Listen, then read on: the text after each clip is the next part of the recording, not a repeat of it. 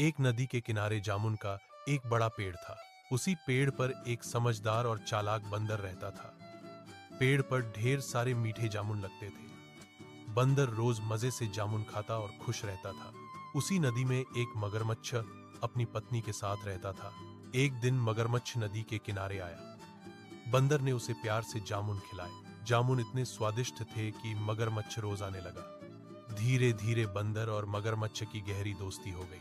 मगरमच्छ रोज जामुन घर ले जाकर अपनी पत्नी को भी खिलाता था। कुछ दिनों बाद मगरमच्छ की पत्नी के मन में लालच आ गया। उसने कहा, अगर जामुन इतने मीठे हैं तो बंदर का दिल कितना मीठा होगा। मुझे उसका दिल खाना है। मगरमच्छ पहले तो डर गया, लेकिन पत्नी के जोर देने पर उसने एक चाल सोची। Like, comment, and subscribe. एक दिन मगरमच्छ ने बंदर को अपने घर खाने पर बुलाया और कहा कि वह उसे नदी पार करवा देगा। बंदर भरोसा करके मगरमच्छ की पीठ पर बैठ गया।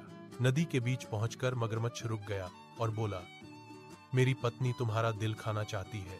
बंदर बहुत डर गया, लेकिन उसने हिम्मत नहीं हारी। उसने चालाकी से कहा, अरे दोस्त, तुमने पहले क्यों नहीं बताया? मेरा दिल तो पेड़ पर ही रह गया है। चलो वापस चलते हैं और दिल ले लेते हैं।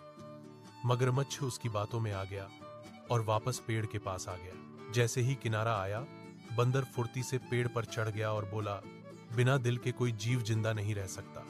तुम मुझे धोखा देना चाहते थे। मगरमच्छ को अपनी गलती का एहसास हुआ और वह शर्मिंदा होकर चला गया। बंदर अपनी बुद्धि से बच गया। सीख: बुद्धि बल से अधिक शक्तिशाली होती है।